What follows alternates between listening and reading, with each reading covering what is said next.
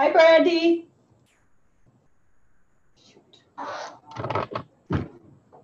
Thanks, Brandy. I got it.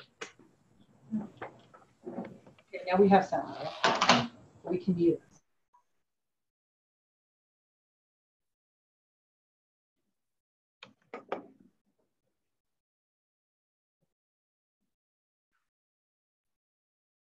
Brandy?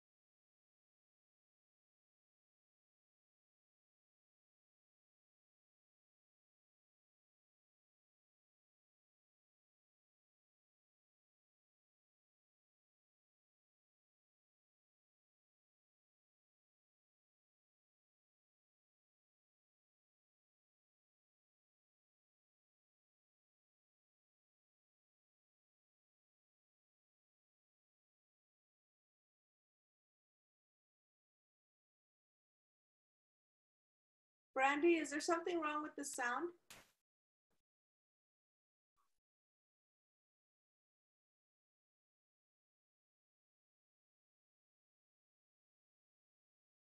Yes, there was something wrong with the sound.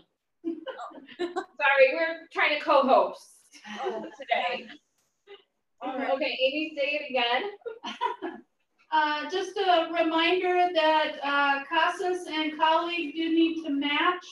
So if you have somebody enrolled in colleague, they also need to have CASAS demographics, or vice versa. If you have somebody who's taken a test, they need to have registration forms submitted for colleague as well. Time clock. And time clock. The time clock pulls from copy, right? It does. So did everybody hear the enrollment data update from Robin, or did we miss that whole part? We missed that. I didn't. Well, look, if you look at the enrollment data, you'll see that it's all green except for one little red part. But these are like, since I've been watching these numbers, this is the best we've ever had at this time of year. Yes. 66% of enrollment goal.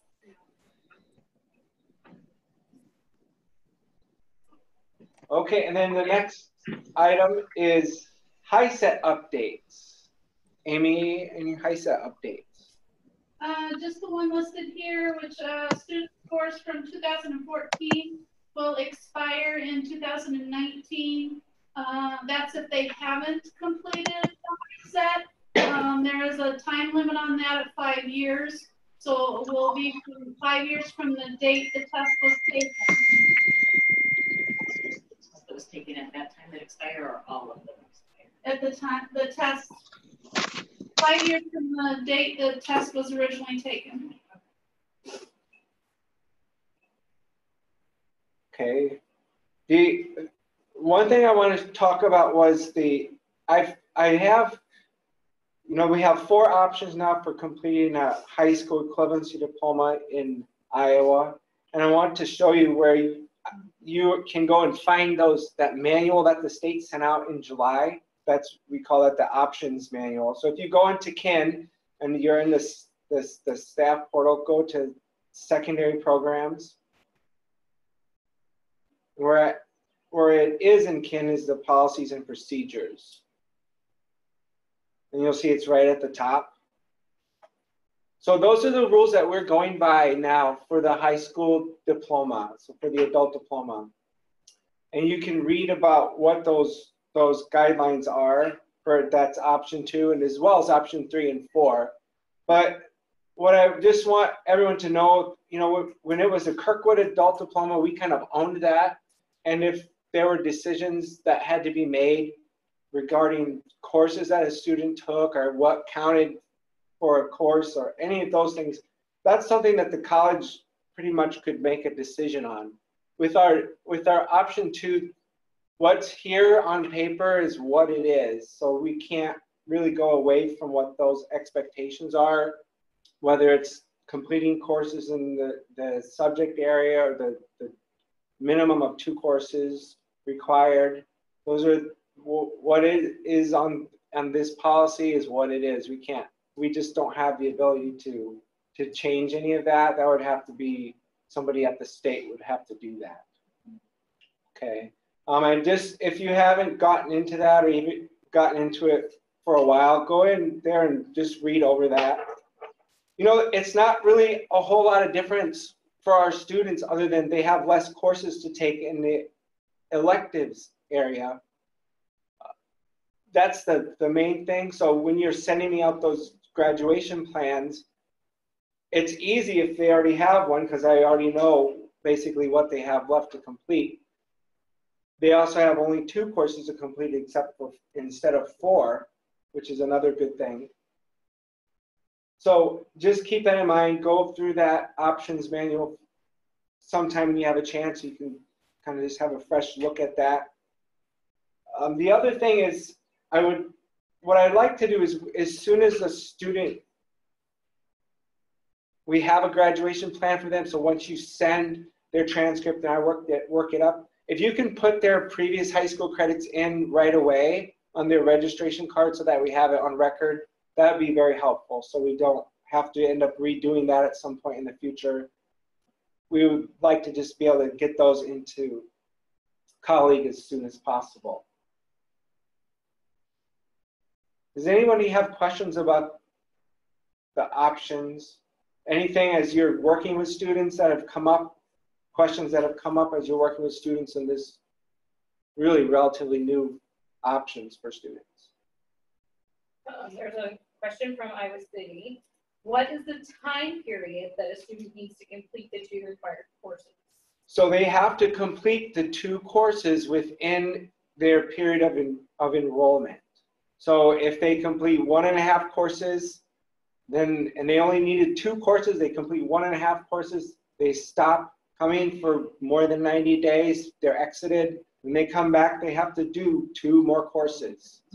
So it's really important that they complete them or stay in touch with us at least, scheduling services with us at least so that they don't end up having to repeat work. What are the courses that will work for elective requirements? So we're still going through some of those elective courses to see if they count for the college and career readiness standards. We're not all the way through them. I think it's safe to say what we've been doing should be okay until we tell you to do something different. And that's something that Sid would be in charge of letting you know if there's a course that we're offering that we don't want to continue to offer because it doesn't match up with the college and career readiness standards. You'll get that message from Sid. What about the core requirements? Basic composition, for example. Is that another one? Until we can't do it, we're going to do it? Right. I think we just haven't decided whether or not that is not aligning to the college and career readiness standards. So I think you can continue to work with students in those courses unless you hear differently from Sid. There's also opportunities to enroll students in online APEX courses, which are aligned to the college and career readiness standards. In order to do that, I need to request a form from me and I'll send it to you and fill it out. Was there any other questions? I didn't see, oh, there's one more in the chat. When will Sid let all of us know so we can counsel students correctly? Well, if you refer to courses that you might be concerned are not counting, what I'm telling you is keep doing what you're doing until you're told differently. And I don't know if you will be told differently. Because if you read what the options manual says, it doesn't say that every course, that every single chapter of the course has to be in a certain level. It just says that a certain percentage of the curriculum needs to be at the level. So we're still figuring this out as we go along. Maybe I can just try Carla, to summarize it. Yeah. So I think what you were saying, Sean, if I caught this correctly in my understanding as well, is we keep doing what we're doing. Yes, some of the elective numbers and things like that are different, but those are things that you'll review and provide feedback on what it is that they need. But keep using the same classes and processes that you have used with students. And then if we come across a class that we have identified as not career and college readiness or it does not meet that standard, we will notify folks and we'll plan to pull that out. But for now, you just keep doing what you're doing. Your counseling will be similar to what you did in the past regarding the classes that we offer. Is that right? Did I Sounds hear good, that Carla. right? Yeah. Okay. Does that answer your question?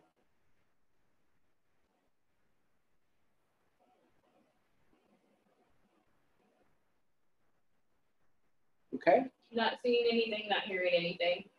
Okay. But again, I just encourage you. Actually, sorry, I do have something.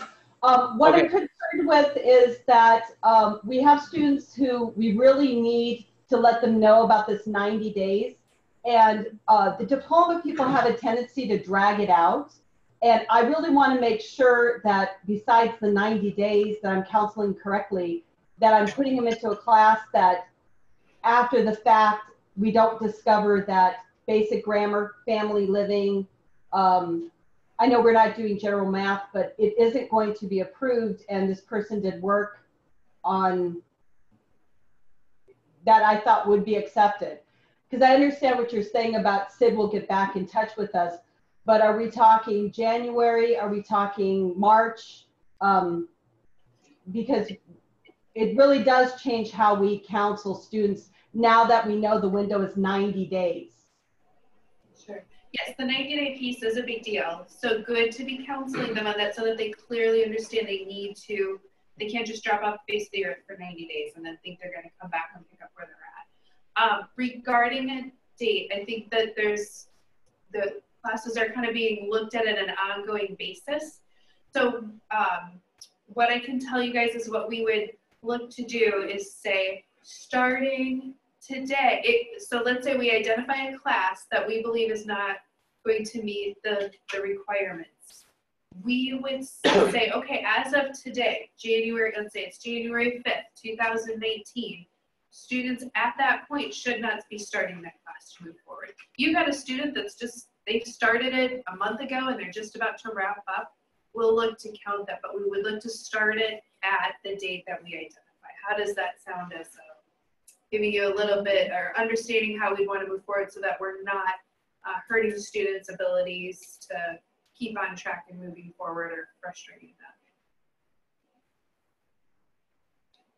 And with the 90-day piece, you know, as what's happening around here is when we're going through folders to update them monthly and we see that the student hasn't been in for a while, we're going to make contact with that student. And remember, you can schedule a counseling session with them. If they say they're going to come in next week, let Amy know that, because she can go in and note that the student scheduled services with us. And that can hold them over so that they don't get dropped out of the program. One thing I'm not real clear on is if the call Amy say their scheduled services, they don't show up, what happens? It says schedules, you would know better, Carla, but it looks to me like if they schedule a service,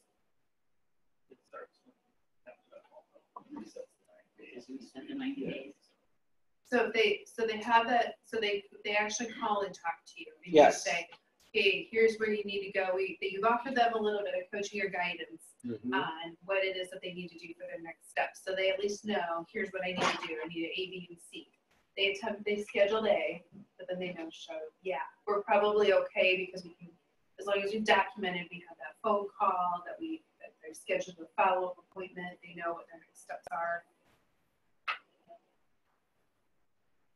That's where I would go in and add a 0 hour punch to TE so that it holds it pattern where it counts. Does that make sense, Christine?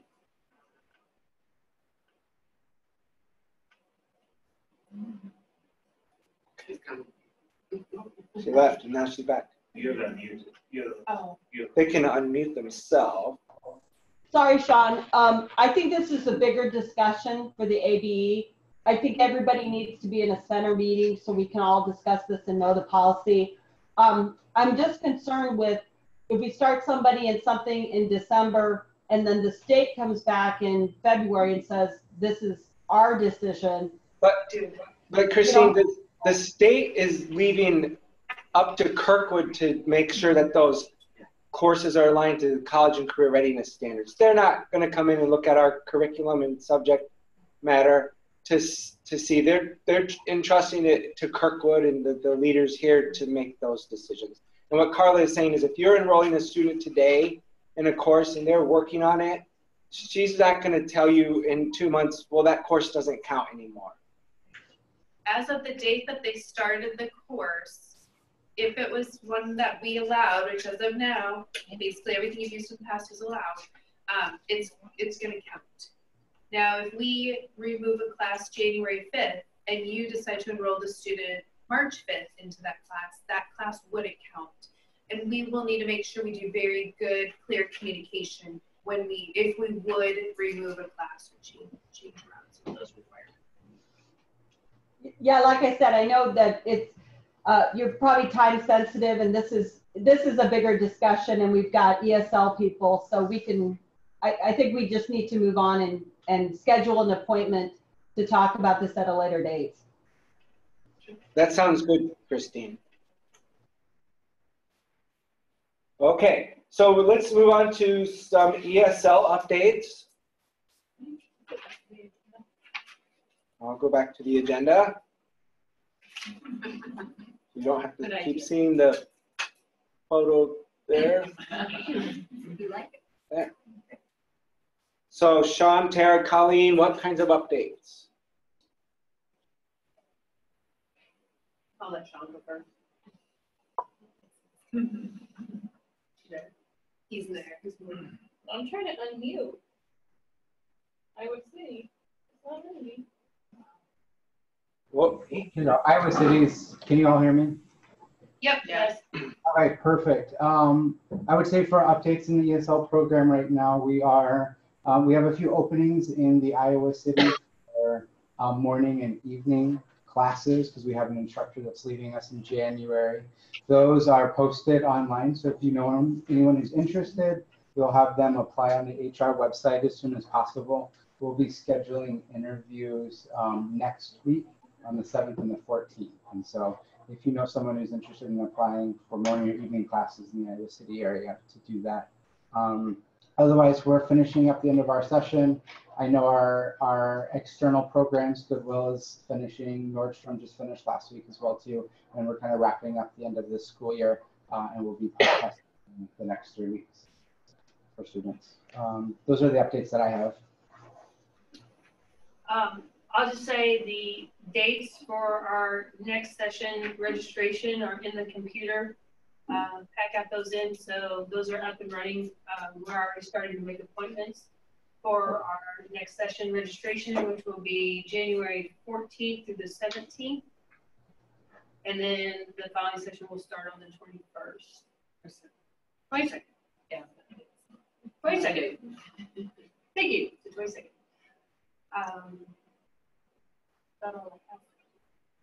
And then Colleen, did you want to update us on the ESOL conference in Minnesota?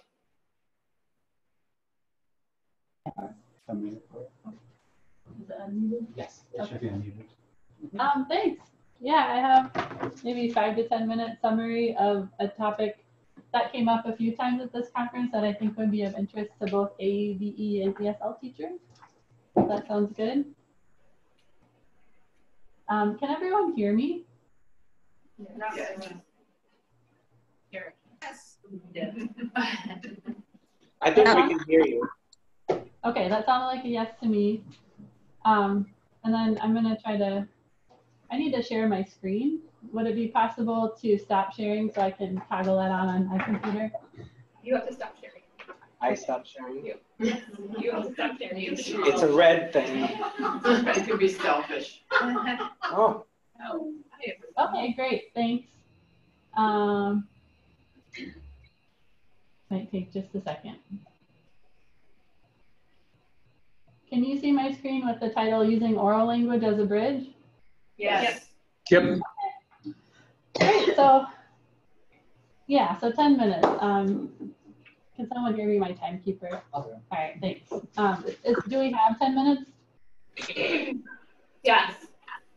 Okay. We have 35 minutes. Okay. Wow. All right. So I attended the Minnesota English Learner Education Conference before Thanksgiving, and that's like the regional conference for the TESOL Association. And for those of you that are not familiar with TESOL, is the Teachers of English to Speakers of Other Languages. So I like going to this conference because there are always adult ESL sessions there, and a lot of the key presenters come from the Atlas ABE Center in St. Paul, which is known nationally for their professional development efforts in ABE. So there are always topics that bridge, and this is one of them I thought would be a mutual interest today. It's about adult ELs, but it applies to our ABE students as well. The topic is using oral language as a bridge to academic writing with adult ELs. This came up in 2 sessions I attended, and the theory is nothing new or earth-shattering, but so if you're familiar with, using oral language to bridge to academic reading and writing, maybe just think about this 10 minutes as a reflective period, like, oh yeah, I remember we could do more of that or something. A lot of if adult ELs are in ESL, this applies, or if you have adult ELs transitioning to ABE classes, they may be in the same boat with their native speaking ABE peers in that they have really strong oral skills. You would think, in talking to them that they can really understand a lot of different topics and converse at length, and they probably can, but maybe like a lot of your native speaking ABE students, or our native speaking ABE students, they're maybe unfamiliar with academic genres like information reports or pro-con arguments, and we need to help them learn how to connect their familiar discourse with these new genres or text types. So that's our work with both English learners and ABE students. And that was the topic of the session by Patsy Egan and Betsy Parrish. I've adapted their permission and just added some of my own to go through selectively here real quick. So helping students build upon their oral skills to acquire more academic genres rests on quite a bit of research about second language acquisition. And this is probably a review for most of us here, but we know that learners have basic interpersonal communication skills, their social English, and also all of our students, ABE and EL learners, are acquiring academic language. Tier 2 and 3 terms, we call them domain-specific vocabulary. We might call it jargon, we might call it technical language that maybe we don't consider technical, but would be new for our students.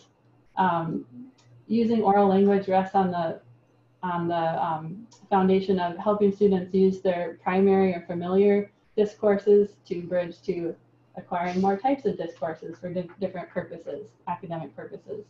And then using oral language to bridge between what our students are thinking and helping them express that on the page, which is easy for some, but not so much for others. So the presenters at these two sessions talked about building a bridge to academic writing in particular by drawing upon students' oral skills. And that's a pretty hopeful way to start because it leverages what students already know and bring to the classroom. All of our students, ABE or ESL, already have oral skills that they bring and different cultural knowledge, different language repertoire. So the focus of the session was how can we build those bridges for all students? If you're trying to familiarize somebody with like pro-con arguments on gun violence or information reports describing photosynthesis, how can we help students know the textual and language features of that genre that they may not have been taught or just never mastered? So the presenter said always start with an interactive oral task, which definitely builds upon like second language acquisition theory that like your oral input is connected. We start with receptive skills first and move to production later. So the presenters described in these sessions a number of oral tasks that you can do always before an academic reading or before teaching academic writing to make that process more scaffolded and smooth. So start with an interactive oral task in advance of academic reading or writing, they said. And through that oral task, start to notice and focus on the academic language connected to the genre of what you're asking them to write. So notice language features. And then the third element would be doing that writing task, which I think is pretty inherent in what we do already. Our textbooks are set up that way, but sometimes if we're pulling resources off of, say, Newsela or Junior Scholastic or whatever material we're using to supplement and make it timely and of interest, they don't always come with these kinds of ways to engage students ahead of time. So they gave examples for the first part of the bridge, which is giving an oral or interactive task in advance of whatever you're going to read or ask the students to produce related to that topic or genre. For example, in our ESL textbooks, often a reading topic starts with a picture, and they said it could be as simple as asking students what they see and notice in the picture and generating all that language on the board, or asking peers to learn to talk about the picture first. This kind of basic stuff. I think a lot of us do that already, right? And then through that process with peers in a safe space, they're generating the academic language to later contribute to a larger class discussion. So just going to run through a couple of oral tasks they suggested could be helpful, starting with pictures, not just teacher talk, but peers talking about a picture and then sharing out. Maybe your topic is healthcare communications, maybe it's the Civil War. Everybody comes with a different background or level of knowledge on that topic. Another type of oral task here in the slide here is an interview where you just walk around real quick. And this is an oral task. It's not a ton of writing, but you're asking the peers in your classroom these 3 questions in advance of a topic, jotting down answers. And the cool thing about that for adult English learners is they're hearing maybe familiar language, but they're also hearing for the first time maybe some new technical language associated with the topic. And in a safe you know, that whatever 5-minute mingle with their peer, they can like say, oh, what does that mean? Without feeling, you know, a little embarrassed about it. It's a chance to modify and add to their language without being on the spot. They went over a couple of different ways to do oral tasks, charting, talking about charts, just partner interviews, mingles. So a lot of us probably do that, but they said that's so important. It's a step we shouldn't skip, because throughout that process where we're using and talking about language and sort of finding out what people already know, after that, then students have enough language usually to scaffold to the writing task. And one cool idea I want to toss out there that I use sometimes in level 2, but we also have been using it in level 4 ESL, and I used it with 7th graders when I taught at a middle school, is scaffolded paragraphs. Just noticing, helping students notice the genre, providing tons of models first before they ever have to write one. And then for those that need it, you could provide sentence frames in a paragraph, have them fill in with their original ideas. And then for those that don't, they can just write the paragraph if they know the genre. So that was either a cool new idea or a reminder that that's one of the tools we have to bridge to academic writing.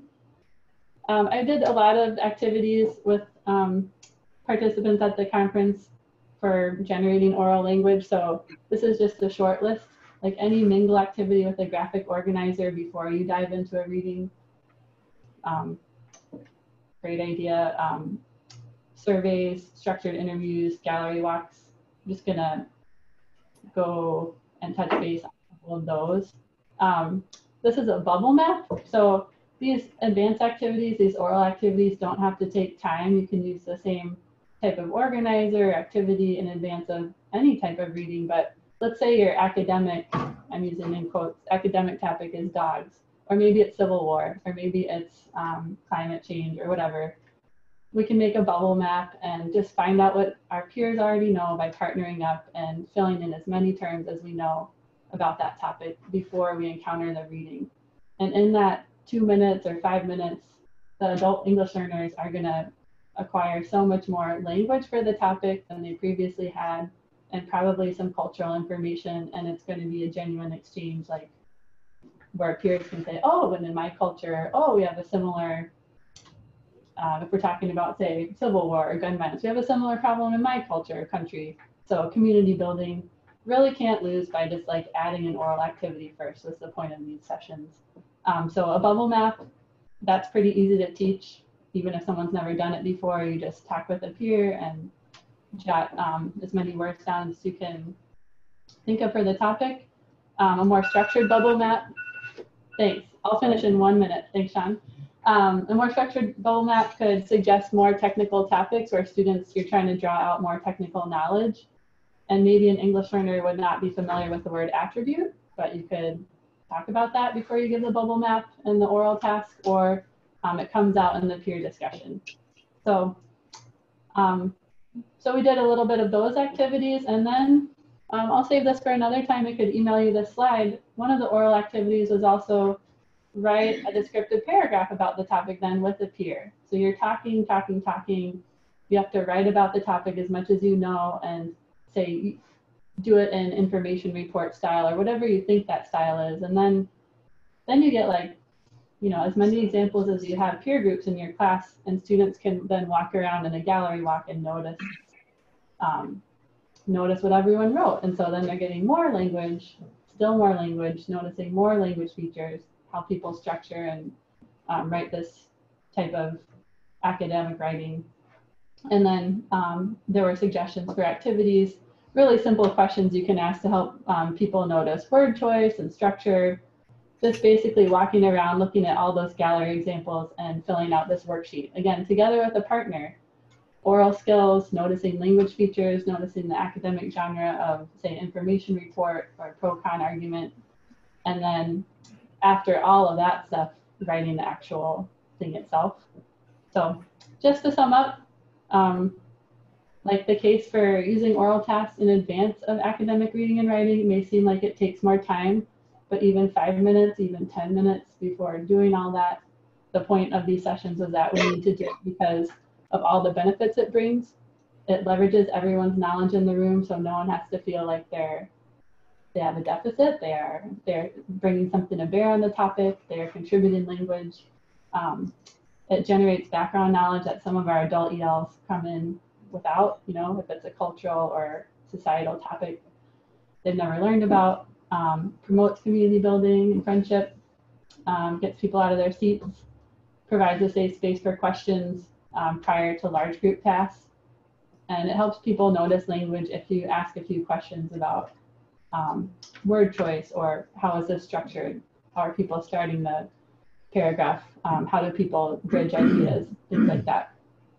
So on this last slide, just maybe something to take away. How can oral tasks precede any academic writing you're asking students to do? It doesn't really matter the topic. Maybe at the first grade level, dogs, but for adult English learners, could be branches of government, could be any topic. Even math topics. Yeah, Sean, I don't know if you heard Sean, he said even math topics. What do you already know about fractions, multiplying fractions? What do you already know about decimals? So if you want a quick list, I can send you this. Bubble maps, mind maps, anything that promotes academic discussion before academic writing.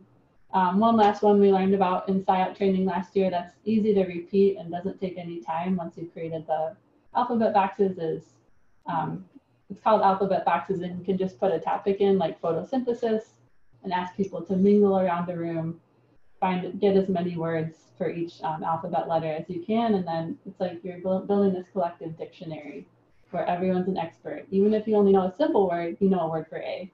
But if you know a technical word, cool, and you just taught a peer that word before you're reading all about photosynthesis. So, sorry, that was 12 or 13 minutes. And if you have any questions, let me know. I'll reply via email or send you the slides. Or a link to the books they wrote on this if you want to read like more thoroughly about it. Thanks, everyone. Thanks, Polly.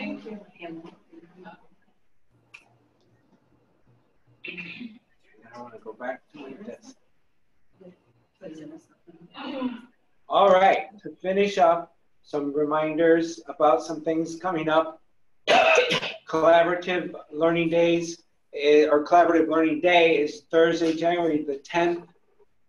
Sid is requesting that all full-time staff attend. She actually sent out a different email about that right after that. If it's a good use of your time, attend. If not, let her know. And part-time staff may attend. So if part-time staff find something in that registration on KSEL that's interesting, they're more than welcome to attend as well. There will be this more details to come about the State Adult Ed Virtual Conference. We do have the WIOA partner in service on Monday, February the 18th. There'll be more details coming out about that as well. And then lastly, the next Zoom meeting is Tuesday, January the 29th.